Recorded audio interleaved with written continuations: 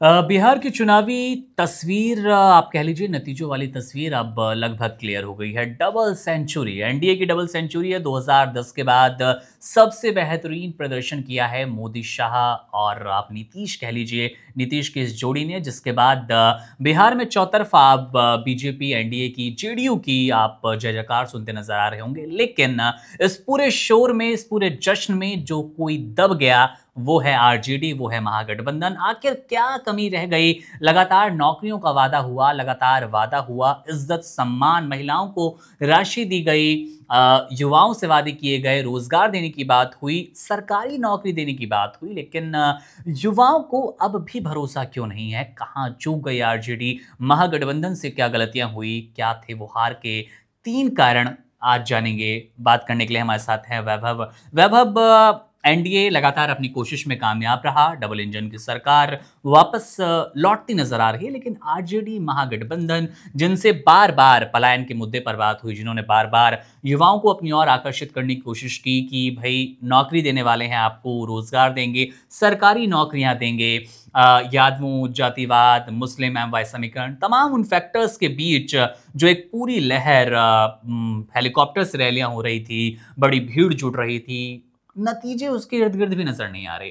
आप 30 के आसपास सिमटते नजर आ रहे हैं। किन गलतियों को देख पा रहे हैं महागठबंधन की? वो 3 कौन सी कॉन्क्रीट सॉलिड गलतियां हैं जिन्होंने एक बार फिर बिहार की सत्ता से बाहर सा रखा है इस गठबंधन को, आरजेडी को, तेजस्वी को? बिल्कुल, तीनों गलतियों के बारे में बात करेंगे एक एक करके। सबसे पहले जो मोटा माटी दूर से नजर आ रहा है अभी चुनाव नतीजे आने के तुरंत बाद, वो ये है अति आत्मविश्वास। ये भारी पड़ रहा है महागठबंधन को, खासकर आरजेडी को। इसमें दुष्यंत कुमार की कुछ पंक्तियां हैं, तुम्हारे पांव के नीचे कोई जमीन नहीं, कमाल ये है कि फिर भी तुम्हें यकीन नहीं। यही आरजेडी पर आज पंक्तियां बिल्कुल फिट बैठ रही हैं। उसकी वजह यह है कि एक कार्यक्रम का वीडियो काफी वायरल हो रहा है नतीजे आने के साथ साथ।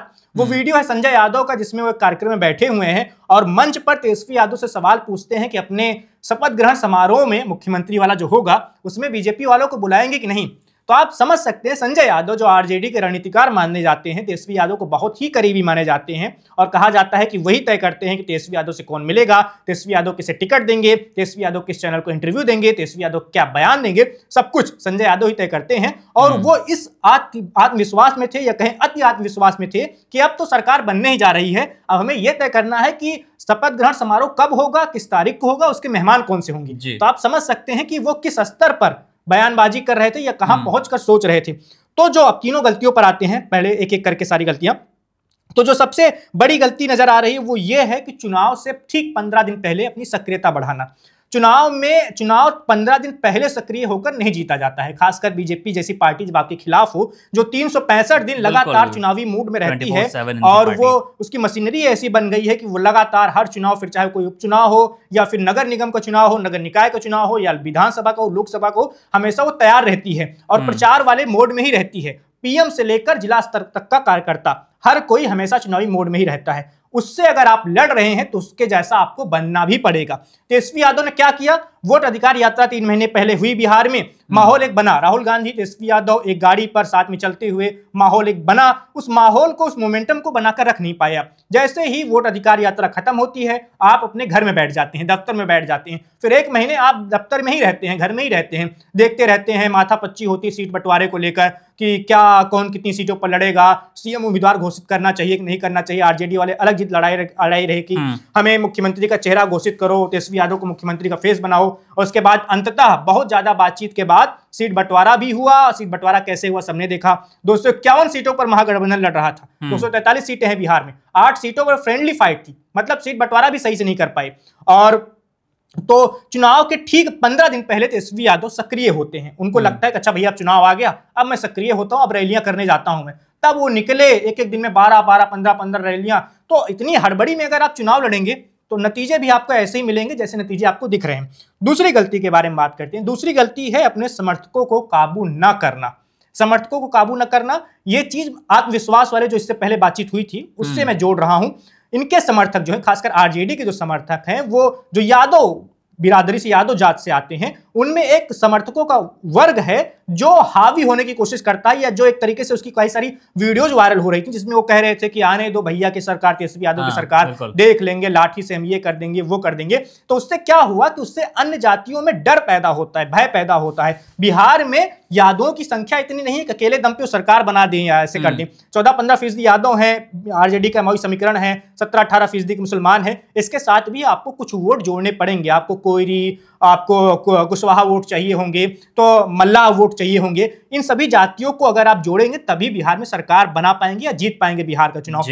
तो आरजेडी के यादव खासकर समर्थक जब ऐसी बात बोलने लगे, ऐसी भाषा में बोलने लगे, तो जो और जातियों के लोग थे वो डर से गए कि अगर इनकी सरकार आ जाएगी तो इनका फिर राज आ जाएगा, फिर ये लोग गुंडागर्दी करेंगे। फिर उनको याद आने लगा 1990 से 2005 वाला दौर कि कैसे आरजेडी की सरकार हुआ करती थी, लालू यादव, राबड़ी देवी सीएम हुआ करती थी, तब कैसे यही लोग गुंडागर्दी करते थे। अगर ये फिर से सत्ता में आए तेजस्वी यादव तो ये लोग फिर से वैसे ही गुंडागर्दी करने लगेंगे। तो आरजेडी के लोगों को, खासकर वैसे समर्थकों को जो जमीन पर रहते हैं और वो तेज प्रताप का नाम लेके, या माफ कीजिएगा तेजस्वी यादव का नाम लेके आरजेडी की सरकार आने वाली है, तेजस्वी भैया मुख्यमंत्री बनेंगे, ऐसा करके उन्होंने जैसा माहौल बनाया उससे एक बड़ा वर्ग छिटक गया उनसे।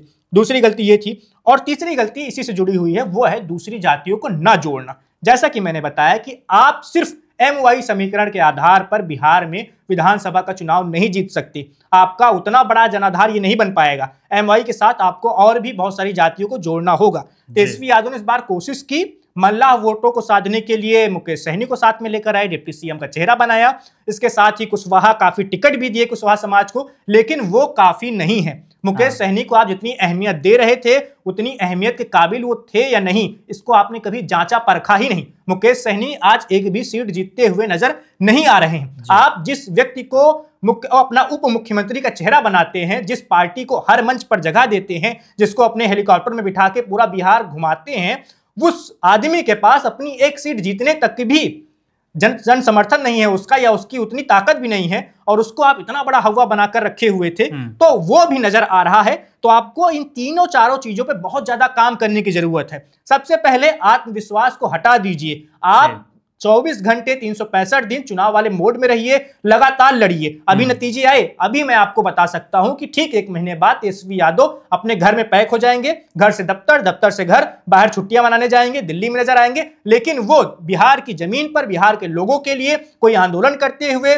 कोई विरोध प्रदर्शन करते हुए आपको नहीं दिखेंगे। वो एक्टिव कब होंगे? एक्टिव होंगे वो 2030 के अक्टूबर महीने में, जब नवंबर में चुनाव आएंगे तब। तो ऐसे एक्टिव होने से कोई फायदा नहीं है। आपको हमेशा एक्टिव रहना पड़ेगा, 24 घंटे सक्रिय राजनीति करनी पड़ेगी अगर बीजेपी को हराना है तो। और जैसा कि मैंने 2-3 बातें और कही कि आपको और जातियों को भी जोड़ना पड़ेगा, खुद को सहज बनाना पड़ेगा, सरल बनाना पड़ेगा, आपको इतना ज्यादा गंभीर होना पड़ेगा और इतना ज्यादा अपने अंदर वो कह लें सरलता लानी पड़ेगी कि दूसरे लोग आपसे घबराएं ना, दूसरे लोग आपसे जुड़े, आपको समर्थन करें, आपसे प्यार करें, तभी आप बिहार में सरकार बना पाएंगे।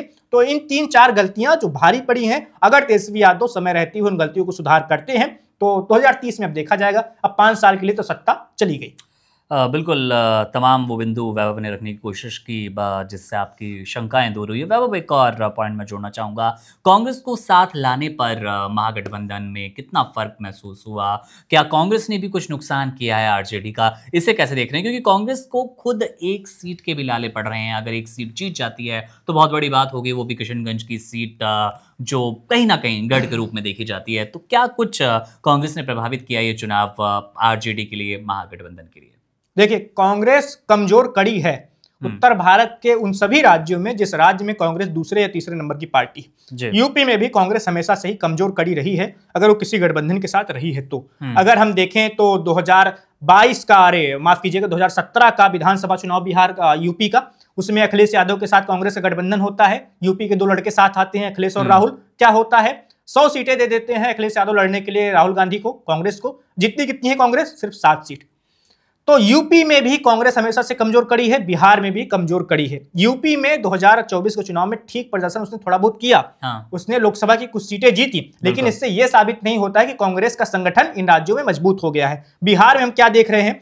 60 सीटें आप लड़ते हैं चुनाव, 60 सीटों पर, और जीतते कितने हैं? अभी 1 या 2 सीट पर वो आगे बढ़ती हुई नजर आ रहे हैं। आप देखिए, आप स्ट्राइक रेट देखिए, 60 सीटों पर चुनाव लड़ने वाली पार्टी, राष्ट्रीय पार्टी, जो देश की सत्ता में सबसे ज्यादा वक्त तक काबिज रही है, जो देश की आजादी के आंदोलन को खर्च चलाने वाली दावा करती है ऐसा कि उसकी वजह से ही आजादी का आंदोलन चला, देश को आजादी मिली, वो दल आज ऐसी स्थिति में पहुंच गया है, उस धरती पर, जिस धरती से, जिस चंपारण की धरती से गांधी जी ने आंदोलन शुरू किया था, जो कांग्रेस का पहले गढ़ रही है, उस धरती पर आज कांग्रेस की स्थिति ऐसी हो गई है कि कांग्रेस 60 सीटों पर लड़ती है, सिर्फ 1 या 2 सीटों पर बढ़त बनाए हुए है, हो सकता है ये 2 सीट भी हार जाए, मतलब खाता खोलना भी मुश्किल नजर आ रहा है कांग्रेस के लिए। तो सबसे बड़ा मंथन, आरजेडी से भी ज्यादा बड़ा मंथन कांग्रेस को करना चाहिए, कांग्रेस के नेताओं को करना चाहिए कि वो आज किस हालत में है, कैसी स्थिति हो गई है। टिकट बंटवारे में मनमर्जी चला के, टिकट बंटवारे में रूठ जाने से कि नहीं हमें इतनी सीटें चाहिए, ये सीटें चाहिए, वो सीटें चाहिए, उससे कोई फायदा नहीं है। जब आप जीत ही नहीं पाएंगे तो सीटें आप 60 लीजिए, 70 लीजिए, 100 लीजिए, कोई मतलब नहीं है उसका।